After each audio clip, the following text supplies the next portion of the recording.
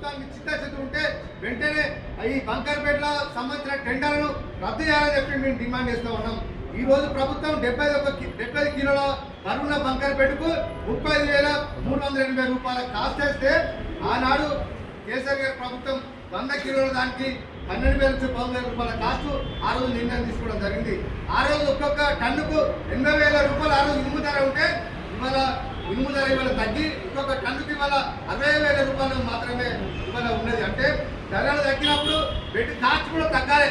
అంటే దాదాపు 12,000-13,000 కంటే ఇవాళ దాదాపు 11,000 రూపాయలు 11,000 రూపాయలు మాత్రమే ఒక్కొక్క బెడ్కు తక్కువ ధరకు టెండర్ ఇవ్వాల్సిన రాష్ట్ర ప్రభుత్వం ఇవాళ వాళ్ళ సంబంధించిన వాళ్ళకు టెండర్లు ఇప్పించడానికి ఇవాళ నిర్ణయం తీసుకోవడం వల్ల ఎన్వన్గా ఈ ముఖోత్రాలను తుఫా కంపెనీలకు ఇవ్వడం వల్ల ఇవాళ రాష్ట్ర ప్రభుత్వం మీద ఇవాళ బట్టలు పడుతుంది.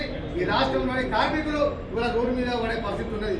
ఒక్క దిక్కు కేంద్ర ప్రభుత్వం రాష్ట్ర ప్రభుత్వాలు స్థానికంగా పారిశ్రామిక కారిడార్లు ఏర్పాటు చేసి పరిశ్రమలు ఇక్కడ మీరు ఏర్పాటు చేయండి, మీకు అన్ని రకాల అవకాశాలు ఇస్తామని చెప్పి ఒక దిక్కు ప్రభుత్వాలు ప్రోత్సాహాలు ఇస్తామని చెప్పి ఇవాళ మాత్రం వేరే రాష్ట్రాలకు సంబంధించిన కంపెనీకి అవకాశం ఇవ్వడం వల్ల ఇవాళ జిఎస్టీ పేరు మీద 25 కోట్ల రూపాయల జిఎస్టీని ఇవాళ వేరే రాష్ట్రానికి పోతుంది.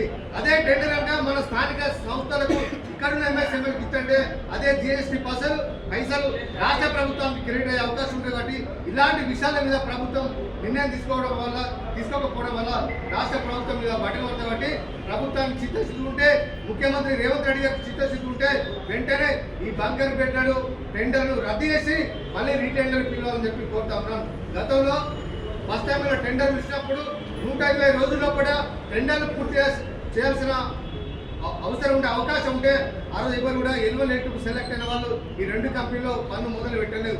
మళ్ళీ రీటెండర్ పిలవకుండా వాళ్ళకే రియాక్టివేట్ చేయడం వల్ల అది రూల్స్కి విరుద్ధంగా ఇవాళ ప్రభుత్వం నిర్ణయం తీసుకున్న కాబట్టి వెంటనే ప్రభుత్వం ఈ టెండర్ను రద్దు చేయాలని చెప్పి మేము డిమాండ్ చేస్తున్నాం.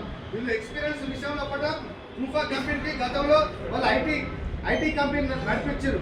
వాళ్ళకి ఇలాంటి ఫ్యాబ్రికేషన్ వర్క్లో ఎక్స్పీరియన్స్ లేదు. అదేవిధంగా మా భద్రాల కంపెనీ వాళ్ళకు జాబ్ బిజినెస్ ఉన్నది, వాళ్ళకు కూడా ఈ ఫ్యాబ్రికేషన్ దాని మీద ఎక్స్పీరియన్స్ లేదు. ఎక్స్పీరియన్స్ లేని కంపెనీలకు టెండర్లు కట్టబెట్టడం అనేది తప్పని విషయాన్ని వాళ్ళ రాష్ట్ర ప్రభుత్వానికి వాళ్ళని గుర్తు చేస్తూ వెంటనే టెండర్లు రద్దు చేయాలని చెప్పి డిమాండ్ చేస్తాం.